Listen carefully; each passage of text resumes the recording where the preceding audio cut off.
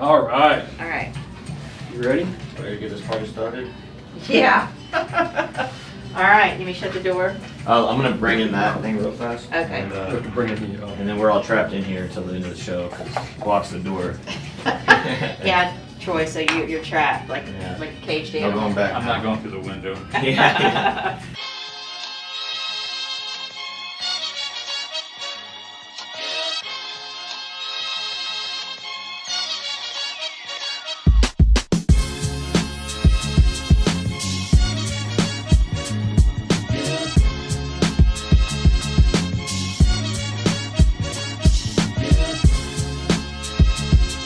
All right, guys, on this jam session, Troy Olson stops by. And as you just heard, this is the 70th episode of the Bob Mortgage Jam Session. Appreciate you stopping by. Thank you for the opportunity. Like the office, like the energy and the vibe out there. It's very Thank you. Very unique. What would be maybe, I don't know, 2 or 3 of the top characteristics you think you have to be great in this industry? Communication skills, and I've said this before. Yes, I am in the real estate industry, Uh-huh. but we are in the business of communication. Uh-huh. People want and demand communication. They want answers now, and if you don't give it to them, they're going to go get it somewhere else. So Correct. we need to be responsive. We have all this technology that's linked to us 24/7, almost to a point where people don't sleep at night because their phone's going off and lighting up. as I'm doing it right now. So, you got to have, communication skills. You got to be able to build relationships. I build my relationships, as Brian Buffini says, belly to belly, Yep. face to face. And then obviously you got to be organized. There's so much paperwork and guidelines in our industry that we have to follow. You've got to be organized, and you've got to have systems in place to keep you compliant and ahead of any problems that could arise. I completely agree. I think we say the same thing. I'll say it with feel and experience. Mm-hmm. I mean, we always have to make people feel great about the experience they're having. That's the big picture, right? But then it's how do you do that? What are those characteristics that drive that?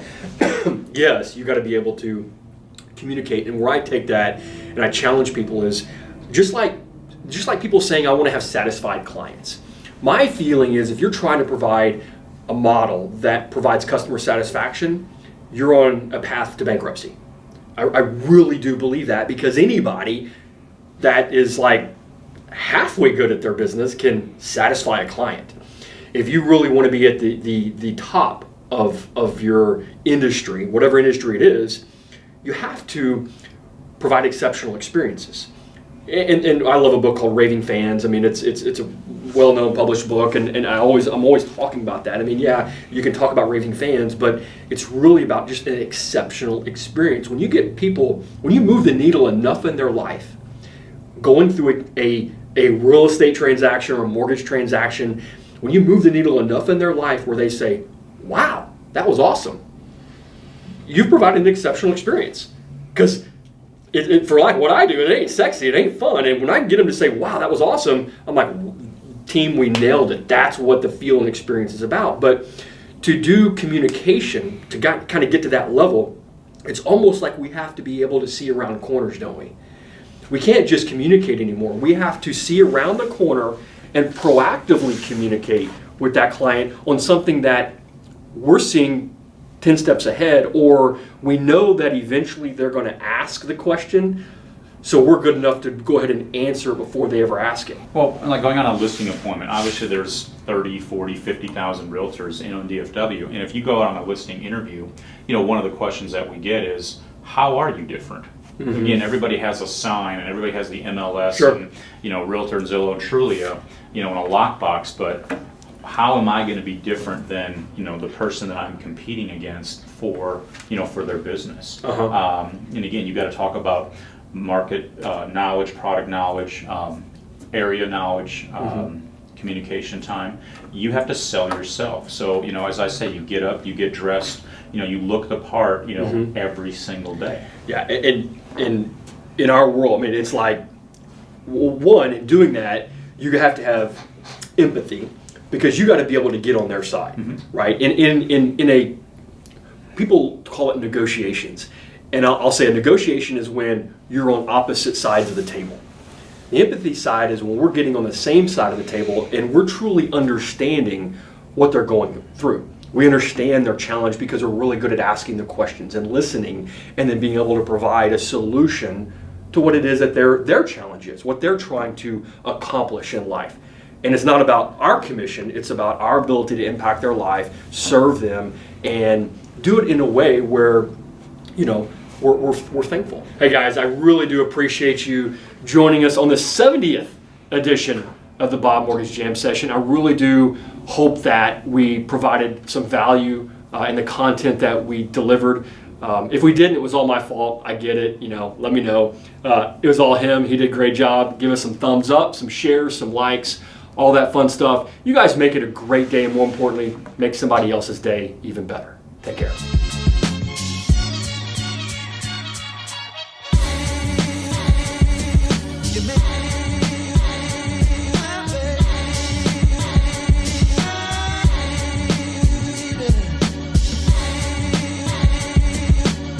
So how do you, say, you probably have a basket of, sponsors and people that you work with, and then, like you said, sometimes they have their own sponsors.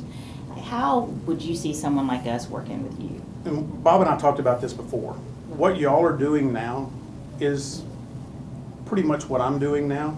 You probably just offer something different. So we have that variety to work together and bring more value to each other and to the people that we work with. Right. Yeah, there is no guarantees in life. No, But I like the opportunity, and then it's up to us to be able to win it. that's it. That's all it is. And we win it. You win it through multiple things. It's not by just doing what everybody else says they do, which is communicate, provide great rates, and house processing, underwriting. I mean, we don't even talk about that stuff. We can't. We we've done this a long Yeah, time too. and we started out that way in the very That's beginning. right. We did. I mean, you didn't know what the true value proposition was, and back then, 22 years ago, that was probably the value proposition.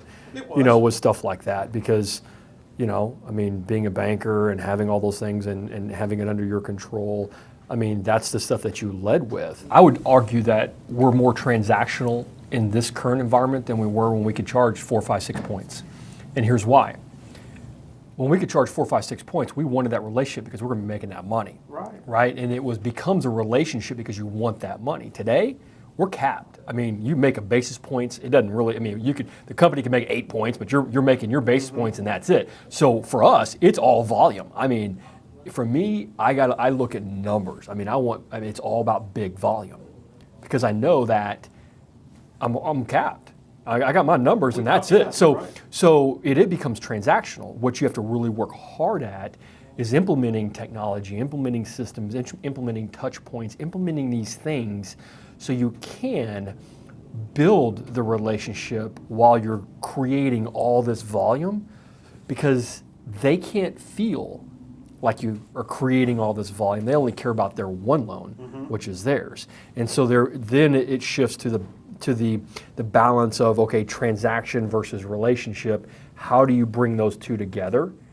Using all the things that we do with videos and, the texting and all these little touch points to make it very personal so they don't feel it's transactional. But reality is, I would argue that our industry's become more transactional than it ever has been. Well, transactional is part of being relational, but just transactional alone Yeah, with no unique value add. true. It's like, just send me your business. And I was telling them. Well, I'm talking about the customer. I'm not talking about the agent. Oh, okay. I'm talking about the customer itself. Yeah, the agent, you got to have relationships with that referral partner. If you're relying on the referral partner to give you business, Right. there has to be a relationship that exists, because if you're really truly in a relationship, then it becomes equally our responsibility to see how we can impact their life, right? Through whatever our offering is and the value proposition. That's why, and I got asked this question on one of my Ask Bob Mortgage shows. There was an actual loan officer that chimed in and asked a question about, my database isn't providing what it used to in refinances and everything, and so I'm going out there trying to get realtor business, and I'm having challenges getting it. And it was obviously, that was an order taker that really hadn't truly had to go out there and understand what true value proposition is. It's not process or great rates or closing quick or in-house processing. That's the way of our world. It's standard at this point, right?